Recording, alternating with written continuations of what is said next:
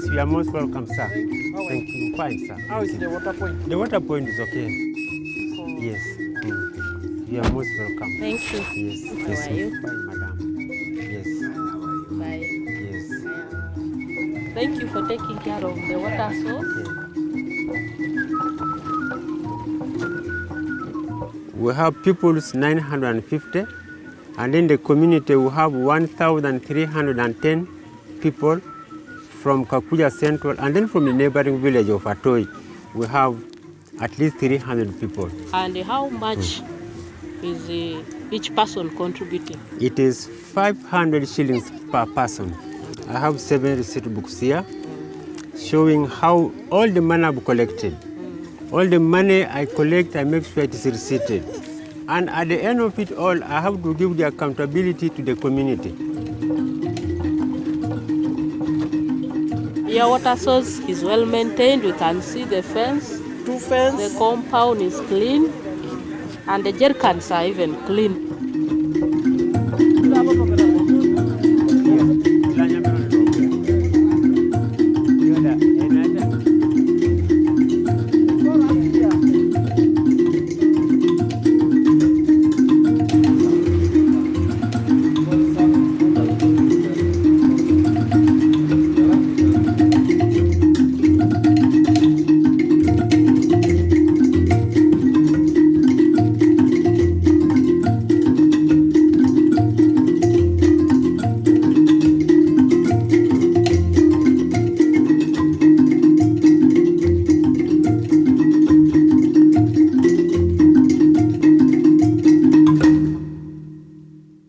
For an ordinary person, to talk about access to water, it's really part of their life. It's life. Water is life.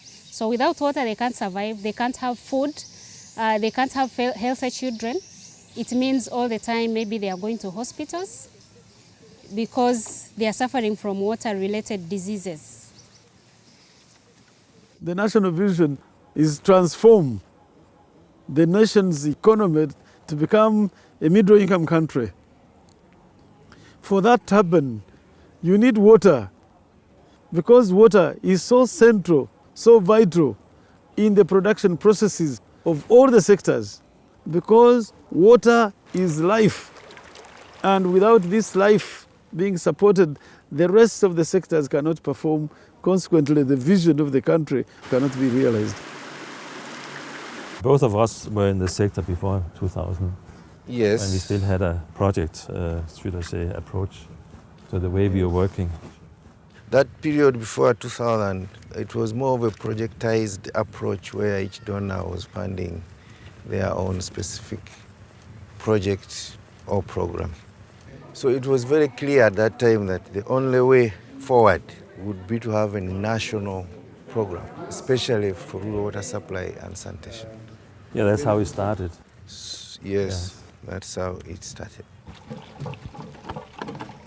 In the rural sector, one component of it was to make water users... The water users responsible for some operation and maintenance aspects of their communal water points. And this is what we call the community-based maintenance system for rural water supply. It's a 3-tier system. You have the water user committees as the lowest level, and they are responsible for collection of user fees, which they use to pay for simple repairs for their water points, mostly using hand pump mechanics. Now, then the second level of the community-based maintenance system is the district water office, which is responsible to carry out some major rehabilitation of sources which are beyond the financial and technical scope of the user communities. Then, of course, the central government, Ministry of Water and Environment, also has a responsibility in case it requires major rehabilitation, which again is beyond the financial and technical scope of the district offices. So it's like backup support. Yeah, so that is the structure for the rural. Kimete soja isa kujake ni kustuha. Ika kirora nisi ugari marichad. Isoma ngofisi la kipo serere. Pupetes. Konya nepa ne ijana polon kada ne opakeda so. Amre kosulone ere mi adumu na chukso kusaboro kedes merekwe. Ebunatnes da limuna chekiro. Konya reja ngura kuno ngasalam kine sanyo ngakusai giloda defense ngata mere. Engo mamera na lolo na so tinga bunu reda ele sina mer. Ko je bo bija yon. Ko nya ko do salam kina ngoro an wata chene ni kapu. Me eslem ne di kapu. Merci papa enta kana wale. Don't pay on an aranaka. But I nan ke say so gejirkan. I reg when dollar lap. Angan mon ke swadalo panala pala ile misirigi. Ija ke sari marte ngoma me peka sida. Ani ngo ke se peka kisinga, ejukan ngoda kira, nija ila ko ni talati kiteni. Ala mano, papa zero saka. Ayala mangonoi otomo kiro rai. Arango boya Paulo. La yaita kono kamudo sa ella. Uchala la muriar to kagelo na ukotana. Akiro lo etapno dujali monokini. Angoro le oketa igelo. E kutokina anyi wonebe. Iswagete kesi jerikanini. So arai kwa ikai gilo nen. Udumya wonebe eja unanga leu. Ele marsade kasine ilu idumune na kipi. Noi. Arai mena jalo takona jerikani. Osodi jerikani na raunu gurini. Idumuni yade kana bakai e typhoid. Idumuni yade kana ibuna atapasa ja koig na baka lepor. To summarize what we have been talking here, one thing is contributions that the users make for the repairs of the borehole and the maintenance of the borehole. Then the other thing is the committee which has been put there to run the borehole, to take care of the funds that the borehole users contribute, so that the borehole does not break forever. Whenever it breaks, they should be having the money for repairing the borehole. The situation we have got here is very serious. The people don't have enough water. The population is big, so the borehole is overused, making it break so frequent. So the advice I can give as a person from Technical Support Unit, if these people can maybe call a meeting in their village through the LOC1, write request for a water point, another water point in their village. Let them write through the LOC, through the water officer to the cow, so that maybe in the next financial year they can be allocated another water source.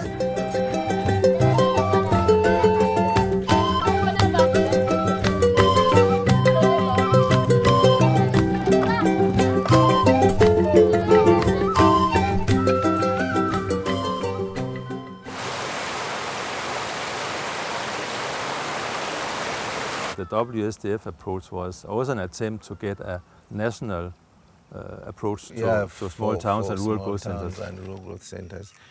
Because before that also we had many different donor-funded projects for small towns and rural growth centers, and the approaches were different. So the WSDFs in a way have established what I would call a sector-wide approach, a swap for the small towns. Yes. So it's like one program, and the approaches are the same.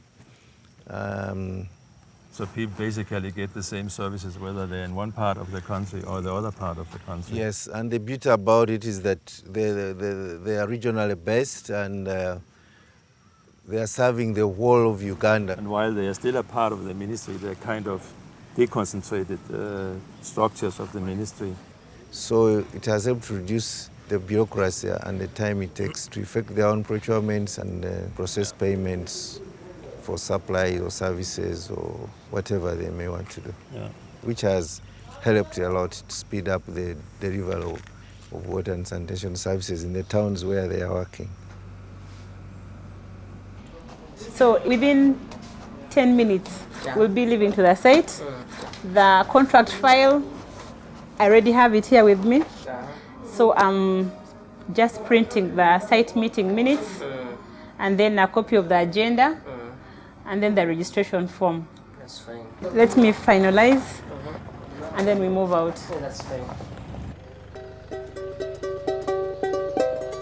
Chairman Odilota. Madam, you're welcome. This chair, this table can reach.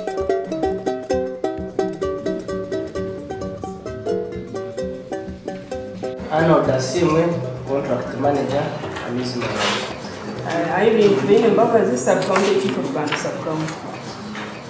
Hapa tunawamanya Ministry ya Nizi. Yes, Tiri Arreste, site supervisor, Chinon Water Supply Scheme. We are through with the introduction, is it? Twahezo kweyanzura natwaza kuzaha na mbendi izo site visit.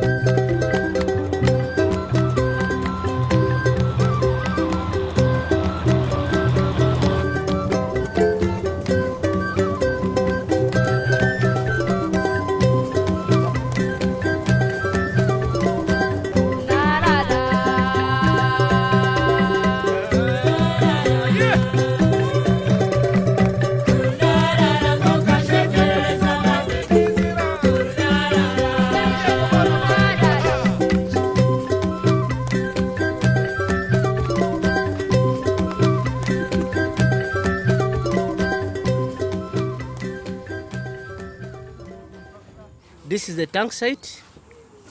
This is the pumping system, and the people had come to see the progress of the works. These tanks are concrete tanks. What you are looking at is the brickwork, which acts like the formwork. Inside there, we are going to cast 200 millimeter of concrete, do the finishing, put the concrete roof slab, then the water enters. Each tank is 75,000 liters. WSDF is the client under the Ministry of Water and Environment. And our contractor is Umbrico Holdings. So our duty is to supervise the day-to-day works of the contractor, monitor quality, supervise the materials that are brought on site, the workmanship, from the commencement of the project up to its completion. We are planning to finish this contract in February 2014. And then we shall have a phase of test running where we test the system. It's a 4 months period. And then when we find the system is okay, then we officially hand it over to the community for them to operate it and maintain it. At the source, we also haven't installed the pump yet, but the well is already drilled. So we are left with installing the pump, installing a generator to pump the water to this tank, and then the water is supplied to the community. There are a number of things which really works well in terms of practices. We have types of water supply systems. Gravity water scheme is a scheme where you protect the source of water and you can take water by pipes as long as the gravitation can take it. It works. You only need initial cost being very high. Subsequently, that water works. Second, we have had, of course, water treated and pumped in urban areas since colonial time. Now the challenge is to improve the pipes they put. Now we are having a big problem with our communities. They are not having any water. Any water. When did it happen? It was on 17 last month. So what was the distance that got destroyed? Can you estimate? 10, About 10 I meters. think 10 meters. 10 meters. So that means we need 10 meters pipe? 10 meters. We have 3 areas. There's one here, cut here. Another one down there, taking water to Tulwaso. Tulwaso. Hey, the 3 points. The 3 points. All measuring 10 meters? Yes. Okay. That's okay. So is that all about the landslide?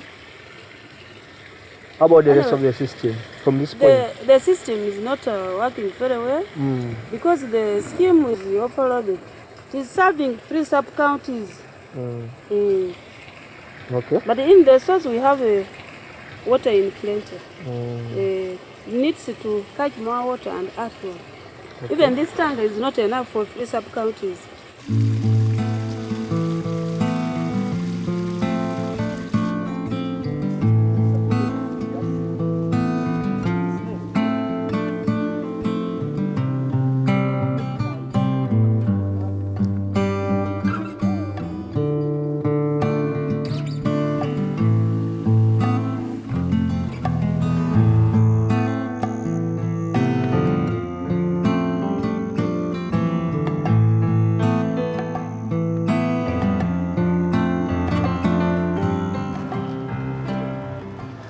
Having been to the field, yes, they understood what they went through. There was a landslide that destroyed a section of the pipeline. So what could be the actual population being affected by that? Approximately 25,000. Approximately 25,000. Yeah, I think we need to show them that in your community you don't have other safe water points. Yeah. Because currently I don't think that they have any safe water points. So there is actually not a borehole, they are actually relying on only flowing water, running water, streams. Basically, if you cut all these works, if we estimate it, it can cost about 6 million. One thing they have failed to understand is this property is theirs, communally owned by them. Exactly. And ideally, the umbrella is supposed to shelter them in terms of supporting their technical problems. Exactly. But one condition they have failed to meet with us is their membership fee. We need to go to the community down there, talk to them intensively. Yeah. We entice them, come up with contributions. They should actually act most Yeah. for them to bring in the whatever they can, the labor resources, Exactly.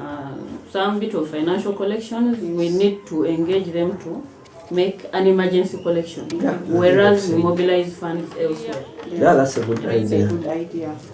Because ideally that is what they are supposed to do. As an umbrella, we are supposed to encourage them to make their own contributions to such emergency problems that arise. What I expect us to do is to have partnership with the district, since we actually work in their jurisdiction, have a partnership with the district, share the ideas and see how best we can bring our efforts together in terms of both resources and the skills. I was of an opinion that we visit Namanyonyi Primary School because Namanyonyi, the population is high and those people have sanitary facilities, but they are not yet enough. So maybe I was suggesting that we reach that school and then we interact with them and see. No, that's all right. We could go right away. Yeah, when I look around, I noticed that your compound is fairly clean. I think this is commendable. I'm sure your pupils are doing a good job. We try, yeah. So we would like to know more about the sanitation issues in your school and the communities or the households nearby. Situation is really appalling because one thing we have here, the soil texture here, the water levels are so near so that it is difficult to construct latrines. Even a temporary one is quite difficult because they usually collapsing. And the school here has a 5-stance latrine to cover 1,203 pupils plus the whole staff. So the thing is appalling, and that very latrine serves the community around. The neighboring community, because I tried to lock, but they broke because there was nowhere. So keeping it clean is really very, very difficult.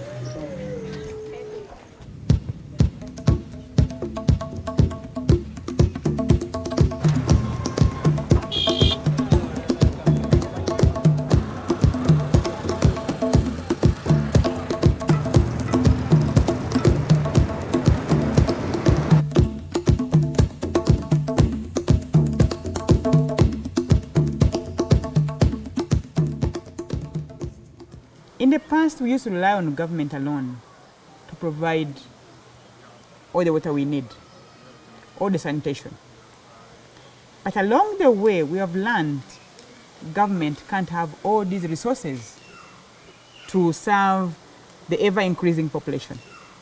There is a resource out there of the private sector who need water and who have the potential to support the development partners, support government, the NGOs and the community this side.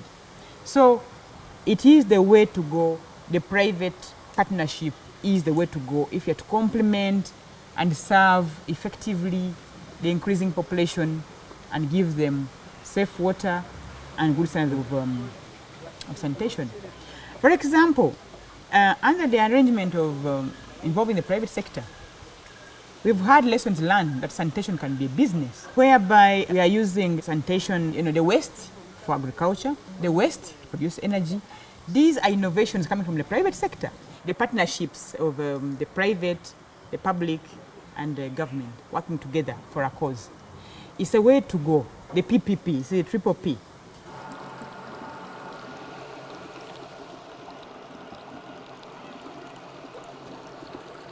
I'm the private operator in the name of Joa Engineering Services, a company which takes responsibility of management and supply of water in Ronko town. We extract water from the river, we treat, and we do the supply to the community. The distribution system goes up the supply area where 840 connections or consumers are consuming the water. After supplying the water to the town, we build the water that we are able to collect the revenue from the specific customers. When this revenue is collected, it is banked on escrow account, which is controlled by both authority and the private operator. When this money is collected, part of the collection is given to the private operator in terms of management fees. Then the other allocation is kept on the escrow account for the investment process. Then 5% is given to the water board.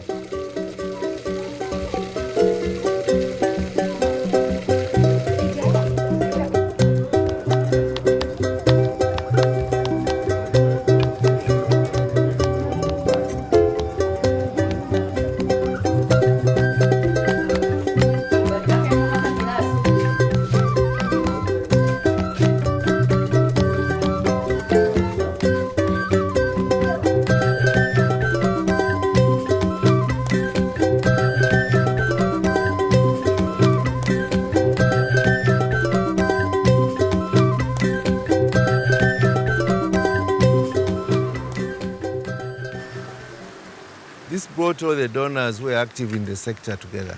And now we established a sector performance measurement framework or monitoring system. We had a single sector coordination framework. And the key aspect of this coordination framework is the sector working group and the annual joint sector reviews like the one we are having today. Yes. Through which we will discuss and assess progress in the sector, any challenges, and then we would agree on key undertakings to improve performance of the sector. I think also we have to mention that the governing structure of all this developed along the way. So we have a joint sector working group. Yeah, and the beautiful thing about the sector working group is that it brings together all the stakeholders in the sector. It has representatives of the central government, it has representation from the development partners who are active in the sector. The civil society are also represented. And to some extent, even the local governments have representation on the sector working group. So it's a very important sector coordination mechanism. Yes. I would like to congratulate the Ministry of Water and Environment for organizing this 5th Joint Sector Review meeting for the year 2013. We are happy to note some positive, notable achievements in the sector. There is, however, also still challenges affecting sector performance which needs to be urgently addressed. Some of these challenges are the increasing population in Uganda, because in spite of all the achievements we have done over the years, the population growth in Uganda is so high that it is actually almost eating up all the progress. That doesn't mean that we haven't made progress because we have done that, but I mean, there is definitely a challenge to match the population growth with the intervention in the sector. Another challenge will be the financing for the sector, where especially the government contribution has turned out to be a challenge. It has been falling over the years. I mean, the proportion that the government is allocating in the national budget for the water sector has gone down. This, in connection with the fact that the population is growing and therefore the demand is growing, is actually also affecting the future work of the group in the water sector. The situation is quite not good, both in the rural and in the urban areas. Some of the areas are okay, are well served, but there are locations that are really stressed in terms of water. So these areas are water stressed and people have to move long distances to look for water, not just for themselves but even for the animals. Of course, this situation is further made worse by low coverage in terms of sanitation. Many of these areas don't have latrines. Most of the districts are below 20% in terms of having latrines, but even those that have, even their usage is a big problem. So there are issues of use of even the existing latrines. Regarding the water user committees and sustainability of facilities, as WaterAid we have undertaken a study because we wanted to examine the relevance, continued relevance and the effective functioning of the community-based system. Yes, we established that it is relevant. Some aspects are still serving their purpose, but it has greater challenges because communities are not in position to provide greater investment, especially where their water sources have gone beyond their lifetime or they have had major challenges that they need overhaul. So that requires that the districts and the central and the ministry at the center is giving an allocation to support operation and maintenance. This review was opened by the Prime Minister, and the Prime Minister set standards that helps in motivating staff and rallying support behind a call. And clearly his pushing, his urging is now becoming a benchmark, a springboard for us to be performing. We have gaps of water coverage. Even if you have technical capacity, you would need funding to match the programs, to finance the program. Even on technical acquisition technology, like right now, there is a huge complaint about old piping system in water supply. To replace all these old piping systems for new ones, you need money. The sector contribution to GDP is about 21%, but the sector gets 1% of the budget allocation. Clearly you can see this mismatch. We should get money in proportion to our contribution to GDP. And I think we have a justified cause. So our vision is to provide enough water for transformation of agriculture, for generation of electricity, for industrialization of our economy, to the health, to tourism.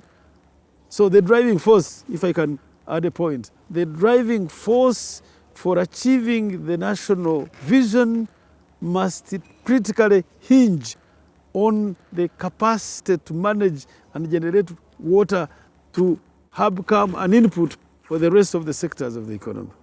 That's our vision.